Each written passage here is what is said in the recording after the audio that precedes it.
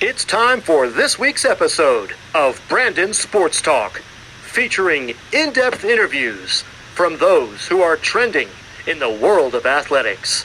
And now, here's the host of Brandon Sports Talk, Brandon Pate.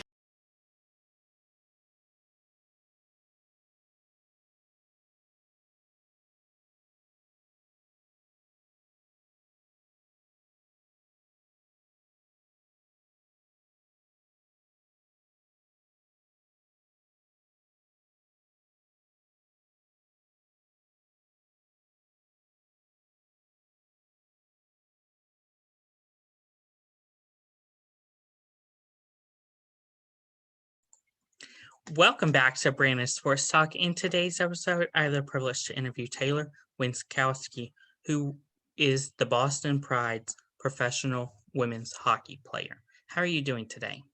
I'm doing well. How are you? I'm doing good. Can you talk about how you knew that you wanted to play professional hockey?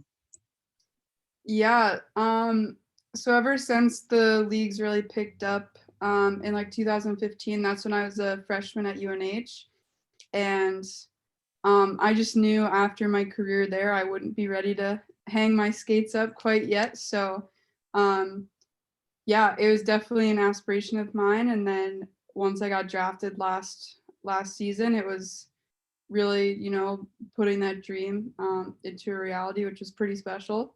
So yeah, I always knew like growing up that I would want to play after college as well, regardless of where that may be, whether it's overseas or I don't know. There wasn't really a professional league when I was younger, but yeah, I always knew I wanted to keep playing as long as I could. So What was your playing career like at New Hampshire? it was pretty cool. It was really special. I grew up about 20 minutes away from UNH, and I got season tickets when I was 8 years old to the women's games, and I really fell in love with the campus, the hockey program, everyone that was really affiliated with the university, especially with the women's hockey team. And again, being able to, make that dream into a reality and I committed my sophomore year of high school. And, just putting the jersey on for the first game, especially, was really special. I think my mom got a bundle of like 350 tickets for the game of friends and family. So that was really, really cool. And I actually started that game too, which was like insane. It was a dream come true putting the jersey on and then being able to have my name called too in front of all those people. It was really special to me and my family. So it was probably one of the coolest things. People ask like, what was my favorite memory playing at UNH, and I always give them two. I can't pick between the two, but the first one was definitely that first game wearing the jersey for the first time. And last season we didn't win playoffs, but we made it to semifinals, and that was the first time UNH has been to the semifinals in 10 years. So just, leaving a program in a better place than where it was when I got there was something that I was determined to do once I committed. They were definitely rebuilding, and that was my goal. And I think especially my classes as well was to, get UNH back on the map and be a contender that, other player or other teams and players don't want to play against, and give us an opportunity to try to win a championship for the Hockey East. So yeah, that's how I explain my time at UNH. It was just very special. That's amazing. What was your time like playing for the U.S. women's hockey team? It was pretty cool. I played a couple of times for them. U18s. I was, in and out of the USA hockey program since I was 15. And my last stint with them was summer of 2019. I was too old for the U22 camp, but I was there as one of the 30 post-grad players. And that was really cool. Just, to be reunited with some girls that, we made those US teams as 15, 16, 17-year-olds, and to see how far they've come as athletes as well. And then to play with and against at camp, like some of the top, well, all the top female athletes in the world, really. And those are the role models that I always had growing up. Like the Lamoureux twins, and we had Casey Bellamy, who she played at UNH, and she was my favorite player growing up when I was watching, and it was really full circle to be able to go to camp and play against her there. And we would just chirp each other. We've had a fairly good relationship since I was a big fan. She was always awesome to connect with my sister and I after games, and I would do the UNH camps, and so I got to spend some decent time with some of the girls too when I was younger at those events and everything. So just to fast forward 10 years and be on the same ice competing against each other was really awesome. Of course, whenever you got drafted in 2020 to the Boston Pride, what was going through your mind, and was that your first team that you wanted to go to? Yes. So for the NWHL, it's different, obviously, for the women than it is for the men's draft. There's not really enough money to be drafted by any team and to pick up and move across country or continent, depending on what team you get drafted to. So yeah, I had talked to 4 of the 6 teams regarding being drafted, and I ultimately wanted to be in Boston since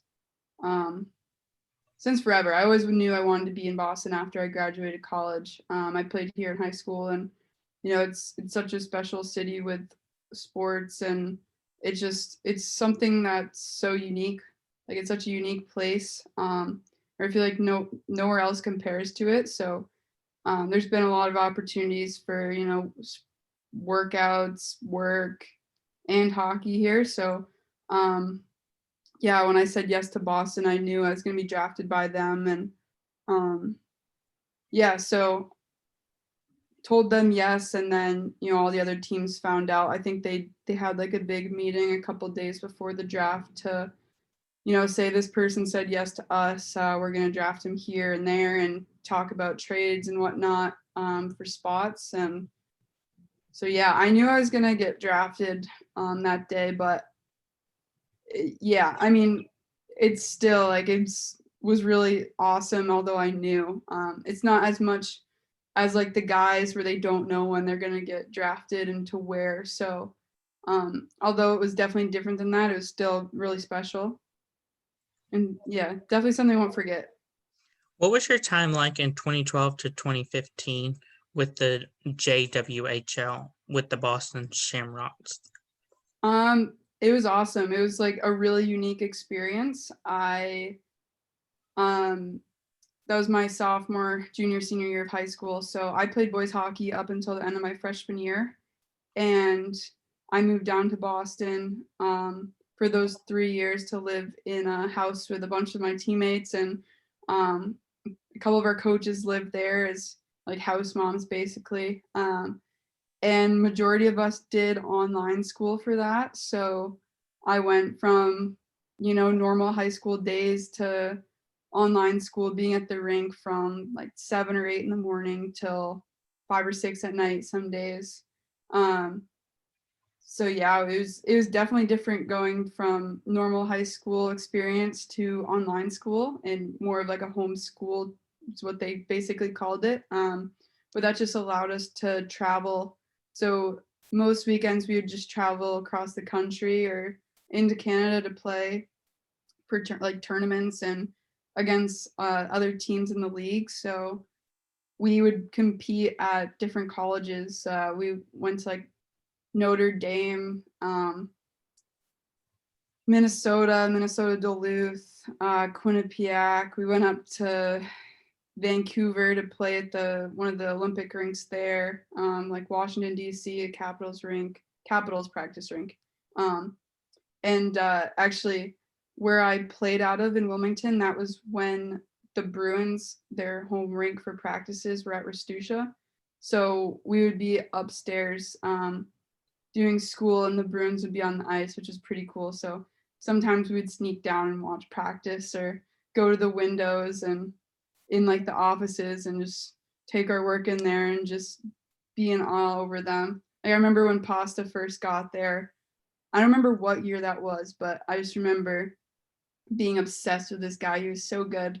The tongues on his skates were like touching his laces basically, but he was unreal and there's so much hype about him. So it was awesome to see like him especially play firsthand along with like Bergeron. So it was definitely a really unique experience. And one of my roommates here that I live with, she actually is the head coach of the U19 team now. So it's kind of full circle, you know. I've skated with them a couple of times this year. I've gone on the bench with her a couple of times. So just to look back at, you know, the memories and the time we shared there together and to hop out on the ice or hop on the bench and help out and, you know, give back to something that gave me so much in my playing career is really awesome as well. What is a typical game day like for the Boston Pride? That's a good question. I have not played a typical game outside of COVID. So typical game day, might do a COVID test. We don't really do pregame skate. Our coach doesn't have us go do pregame skate.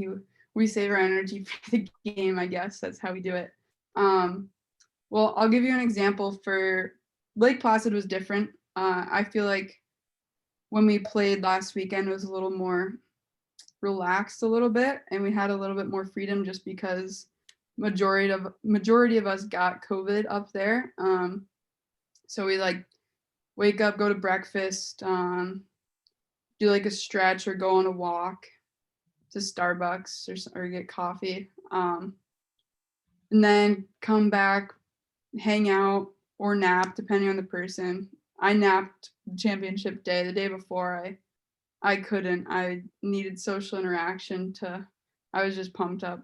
I was for the championship game too, but I just knew if I didn't try to nap, I'd be pretty tired that night, especially playing back-to-back games. So yeah, then we had team meal and then I'd like roll out a bit, use my Hypervolt gun it's like a massage gun.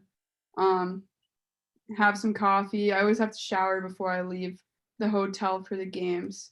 So I had to shower, get ready, and then we got on the bus and went to the rink. And you know, we all have our pregame routine and whatnot. So we did that, and then hopped on the ice, and you know, we won both games, which was our goal going into last weekend. So it was pretty awesome. What was it like winning both of your games and lifting up that cup? Unreal. I just got goosebumps thinking about it. It was my first time I've ever gotten to throw my gloves and helmet and stick up in the air. I think I won like a championship, maybe like Pee Wee year when I was young, but nothing has ever like, I don't know. It's like a loss of words. Just it was incredible. I've never been on a team that's been so committed and has bought in to winning and being on the same page. And you know, we all have really long days. Our practices are somewhere between like 9 to 9:30 at night, 3 nights a week. And you know, some girls have to get up at 5:30 or 6 in the morning after those practices to go to work, and then you know, do same thing the next day, go to work, go to practice, run on a little bit of sleep and adrenaline. But it really showed that, you know, those long days and late nights were worth it. And, you know, to come out on top after all that, I know every team has had to make those sacrifices, but, you know, just knowing how much work we put into it the last 6 months or so, and to make it a reality, it was just, like I said before, full circle. Like all the little things that you do every day just really add up, and to come out on top is really special. What has it been like so far to play with players like Caitlyn Franklin? Yeah, It's been awesome. Fratty is an unbelievable athlete. I don't think I ever got a chance to play against her when she was at BU. I think she was graduated by then. But yeah, I mean, her compete level is unbelievable. She just turned 29 and, she skates like she's 20, 21 years old. Like, you would never know watching her play that, she's almost at 30 years old. Like, the way she moves and shoots and her hockey IQ, you'd think she's like a Trevor Zegras, going out there playing the NHL. Like, I don't know, it's awesome. And to see like her and Demps is 30, to see their passion every day and their compete level, especially like even at their age. And, I know like guys in the NHL or play till they're 40, 45 years old, but especially to see like female athletes do that when they have to balance full-time jobs, on top of playing and training and having a social life and balancing all that for 6-7 years that they've done it to play professionally is awesome. I think it shows a lot about their character and their commitment level and determination. And I know this is Fratty's first time winning the cup, and she's been in the league since year one. So after 6 years, she finally got it. And when Demps got the trophy, she didn't even lift it. She just gave it a kiss and skated right over to Fratty. And Fratty was the first one to lift it. So it was really cool. That's so amazing.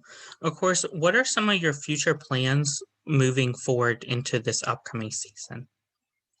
My future plans? It's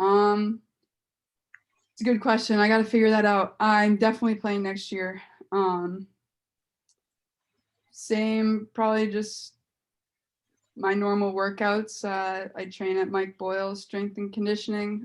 He's a really well-known a guy throughout all of sports performance. I've been training there. I trained there in high school, and my trainer from UNH came from that program. So I've basically been doing the same thing the last 10 years or so.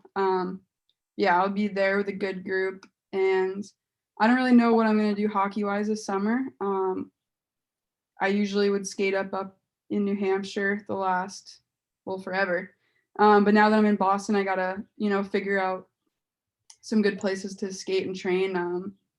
I'll have to have some conversations with some of my teammates of what they do in the summer down here. But yeah, definitely the plan moving forward is to just prepare for next season and, hopefully try to win another championship and bring another cup back to Boston. I look forward to seeing that. What advice would you give future college athletes that are looking to make it into the professionals? That's a good question. I'd say just, if you love the game of hockey and you're still committed, and I know college burns a lot of players out away from the sport. I know last year I was really burnt out as fifth year playing college hockey. But, it wasn't a traditional year playing professional, but I definitely love the game of hockey again. And, going to the rink is so fun every day. It's like the top girls I played against all through college, Hockey East, like Hockey East All-Stars, like people that have been in and out of, like on the national teams and in and out of Team Canada, USA Hockey.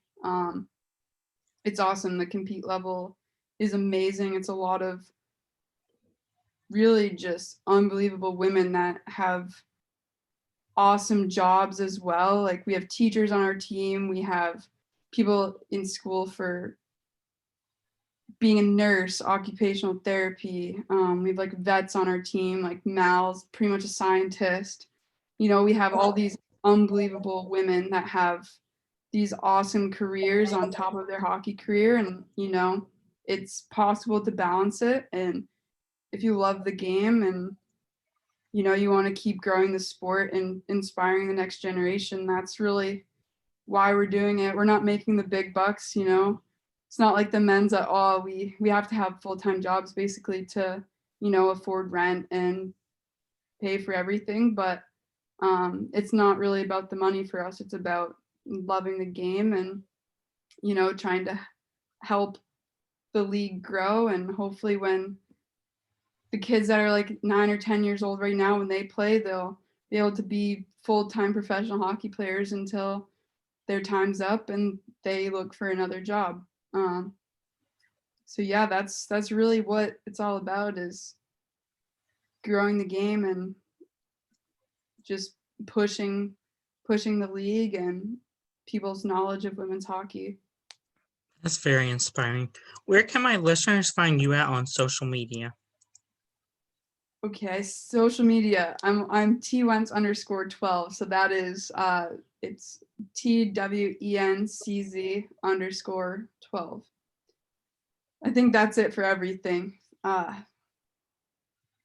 Just Twitter, Instagram. Thank you again, Taylor Wensckowski, for your interview, and best of luck in your future with the Boston Pride. Thank you for having me. I appreciate it. You're welcome. You can find Brandon Sports Talk on Facebook at Brandon Sports Talk, Instagram at Brandon Sports Talk, Twitter at Talk_Brandon, and you can find me on YouTube at Brandon Sports Talk. Don't forget to like, comment, and subscribe. Thank you again, Taylor Wensckowski, for your interview, and best of luck. You've been watching Brandon Sports Talk. Please feel free to like, share, and subscribe to Brandon Sports Talk on social media and on YouTube.